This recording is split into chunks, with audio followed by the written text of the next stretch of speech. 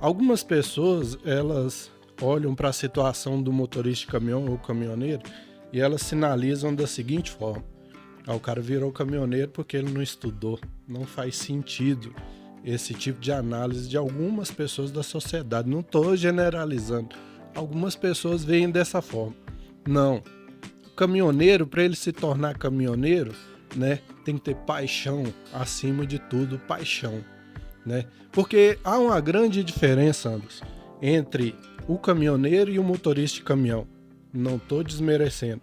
Porque o motorista de caminhão, ele é da seguinte forma: ele trabalha com o caminhão, mas o caminhoneiro, ele tem, além de trabalhar e trazer o sustento para a sua família, viver daquilo, ele tem a paixão por aquilo. Ele faz com amor, é totalmente diferente. E tudo quando você faz com amor, né, ele se torna bem feito, ele se torna prazeroso. Você passa a sentir prazer naquilo. Então, é algo que acontece lá atrás, né? Quando eu tirei carteira aos 18 anos, eu fiz 18 em outubro, quando foi em fevereiro eu já estava com a carteira. E na época não tinha essa necessidade de você tirar a carteira a B, depois ir passando. Já tirei a C. Você saiu direto da de carro? Não. Como é que foi isso aí? Já tirei a C direto. Ah, você já tira... antigamente era isso. diretão, né? Isso, não existia esse negócio de legislação escrita. A legislação era perguntada.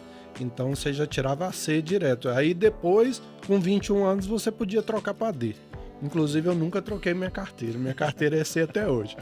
Aí minha esposa, ela fica me zoando, porque minha carteira é C. Mas eu nunca tive interesse em trabalhar de ônibus, nunca tive interesse em trabalhar de carreta, né? A minha tendência era só até truque mesmo. Então, eu tirei a carteira em 94, né? E a partir daí eu comecei a trabalhar em frigorífico. E eu trabalhei um bom tempo em frigorífico, né? Com um caminhão frigorificado.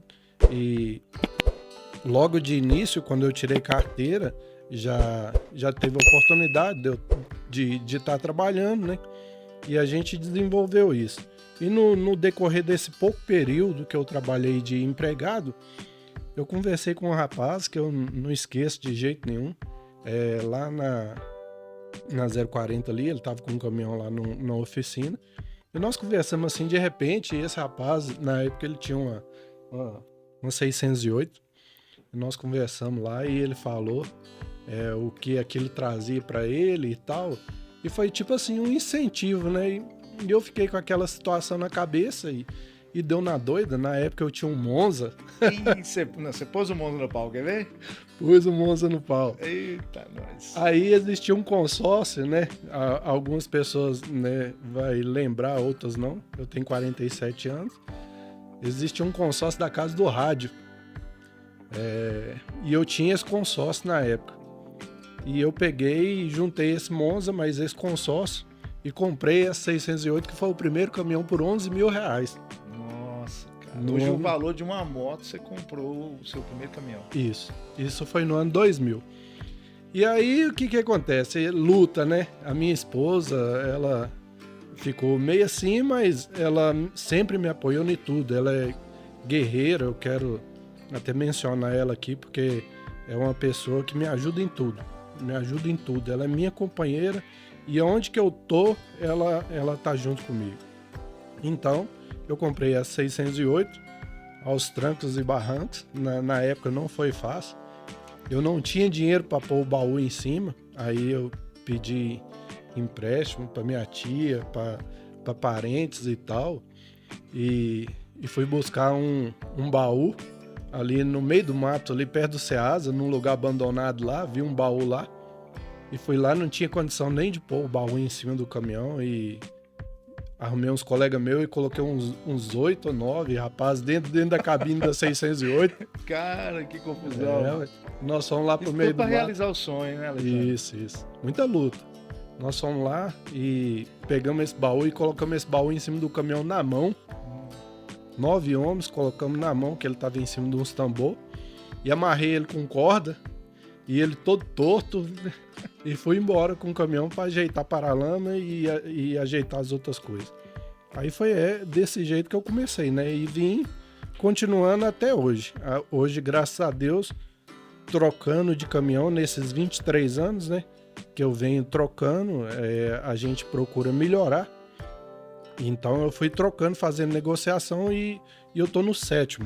Cheguei no 7º, né? Não tenho 7 caminhão. Cheguei no 7º. Sempre renovando, isso, né? No 7º, isso, pegando mais novo. Aí cheguei nesse que eu tô hoje, que é um 1718, 2008, 2009, que é um caminhão muito bom, que me atende muito bem e tô muito feliz de ter ele. É um sonho realizado. Que legal, Graças a Deus. Então, assim, você está dizendo que lá atrás você trabalhou como CLT, né? Funcionário.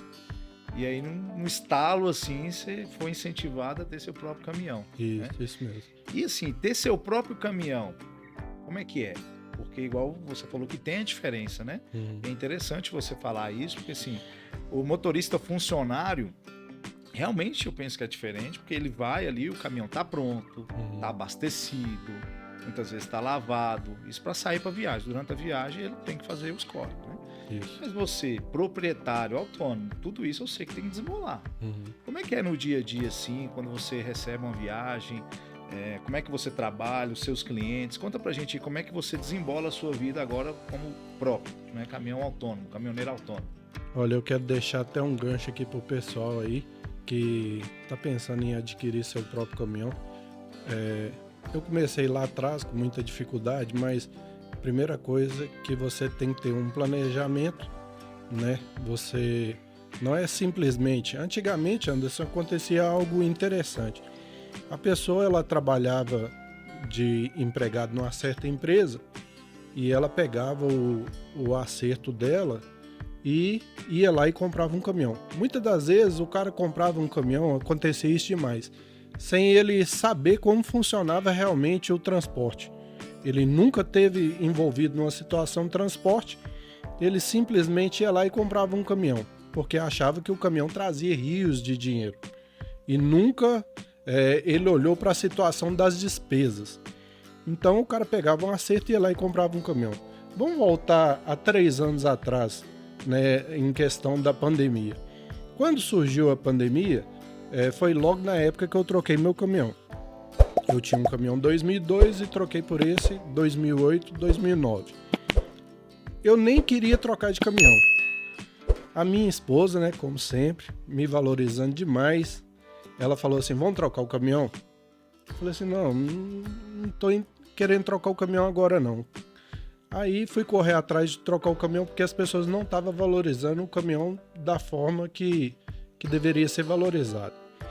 Então falei, não vai dar certo trocar o caminhão. A gente tinha um carro, juntamos o carro e troquei o caminhão. Graças a Deus deu certinho e troquei o caminhão. Então o que acontece? Foi o que eu falei aqui. No início lá da pandemia, o caminhão ele tinha um certo valor, né? Eu até, na época, eu comprei esse caminhão meu por 90 mil. Hoje, se eu abrir a boca nem 200, eu fico sem ele. Foi algo assim que explodiu. Valorizou demais, demais, né? Até demais. porque não tem peça, não tem equipamento, Isso. O negócio deu uma bagunçada legal, né? Deu um salto gigantesco, gigantesco. Então, o que acontece? Hoje em dia, eu vejo dessa forma, não sei se eu estou errado. Ficou mais difícil as pessoas adquirirem um caminhão. Por quê? Ele se tornou de um valor agregado muito alto e hoje o cara não consegue fazer essa mesma condição dele trabalhar numa empresa, ir lá pegar o acerto dele e comprar um caminhão. Porque se o cara trabalhar 10 anos aí numa empresa, mais ou menos, a faixa de acerto é em torno de 40 mil. Então, se o cara for dar entrada num caminhão de 200, que é um caminhão mais velho, o juro vai ser muito alto. Então, o pessoal recuou nisso. Então, eu vejo assim, quem conseguiu comprar, comprou. Se o cara for comprar hoje, ele vai ter que desembolsar uma quantidade alta. Então, o que acontece? Nós vamos entrar no mérito aqui do frete desvalorizado. Também. Né? Então, demais. O serviço, isso. O frete apertado, o cara que é autônomo, ele sofre demais. Isso. Então, o que acontece? A questão de gastos agregados, né? Então, quando a gente começa a mexer com a situação, isso influi todo e qualquer negócio que você vai fazer por conta própria. Então, o caminhão, ele gera um gasto bem alto, bem alto. Meu caminhão, ele é um caminhão que, entre aspas, né, se diz econômico. Ele dá na faixa de 4,5, 5 km por litro. Mas existe carreta e outros caminhões aí que dá 2, 2,5. Então, o consumo é muito alto, né? Muitas das vezes a pessoa ela não põe em prática esse tipo de gasto no caminhão. Aí fora disso vem não só combustível e infelizmente a tendência de pessoas que entram no ramo é olhar somente para o combustível. Mas ele tem que olhar de uma forma diferente. Esquece o pneu, a manutenção, o seguro, rastreador, nem que seja um básico ali tem que ter. Isso. E você tem que estar de olho nisso tudo, né? Isso tudo. Por quê? São valores agregados que se tornam altos. Então, deixando um gancho aqui para os meus colegas que pretendem iniciar, você não pode olhar só para o combustível. Você tem que olhar para o caminhão como a sua empresa. Aquilo ali é algo que ele vai te trazer um retorno e também ele tem que se pagar as despesas, e você tem que ter uma mentalidade diferente da seguinte forma: pensar que o caminhão ele tem que pagar o seu serviço também. Aí entra aquela questão do leilão de fretes, né? O cara, ele pega um frete pensando somente no óleo diesel. Tá errado. Porque a partir do momento que você tira um caminhão da porta da sua casa, um patrimônio, você funcionou ele ali, no meu caso, um veículo com valor agregado de R$200 mil, o risco é muito grande, ele é imenso, o risco é imenso. Então você tirou ali, eu costumo falar com os meus clientes aqui dentro de Belo Horizonte, que eu não tiro o caminhão da porta da minha casa se não for para mim ganhar dinheiro. Tá certíssimo. Se não for para mim ganhar dinheiro, o caminhão fica parado na porta de casa.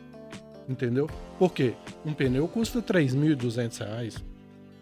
Eu pago R$4.600 de seguro por ano. Eu pago R$180 por mês de rastreador. Fora manutenção. Então, o caminhão ele tem que trazer um valor agregado para a família, um valor agregado para mim. Ele tem que se pagar, no caso de algumas pessoas que entram, graças a Deus meu caminhão é quitado, paguei caminhão a vida inteira, não foi fácil. Meu caminhão de 8 anos para cá é quitado, né? Então você começa a pôr as coisas na balança. Você não trabalha mais trocando 6 por meia dúzia. Não trabalha mais pensando só no óleo diesel. Você passa a se valorizar.